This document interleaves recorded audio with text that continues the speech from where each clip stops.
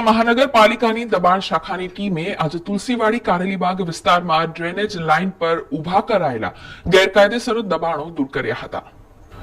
વડોદરા મહાનગરપાલિકાની દબાણ શાખાની ટીમે આજે તુલસીવાડી કારેલીબાગ વિસ્તારમાં ડ્રેનેજ લાઇન પર બની ગયેલા ગેરકાયદેસર દબાણોને દૂર કરવાની કાર્યવાહી હાથ ધરી હતી. તુલસીવાડી વિસ્તારમાં બાથરૂમ કમ્પાઉન્ડ વોલ જેવા અંદાજિત 50 જેટલા ગેરકાયદેસર બાંધી દેવામાં આવ્યા હોવાની માહિતી પાલિકાને મળી હતી.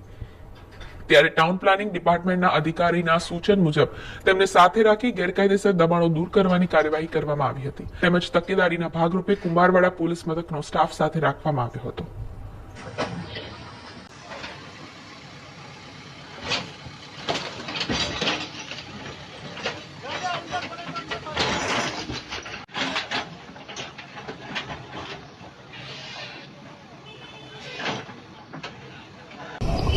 તુલસીવાડી ખાતે ડ્રેનેજ લાઇન ઉપર જેમના બાંધકામ કરેલા હતા એના દબાણ દૂર કરવાની કામગીરી વોર્ડ ઓફિસર, દબાણની ટીમ, પોલીસ બંદોબસ્ત કામગીરી થઈ રહી છે. અત્યારે કેટલા યુનિટ હતા?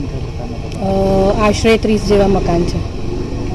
આ 30 જેટલા યુનિટ છે ને પર દબાણ ડ્રેનેજ લાઇન પર દબાણ હતા, જેથી વારંવાર ચોકઅપના એના પ્રશ્નો ઉપસ્થિત વોર્ડ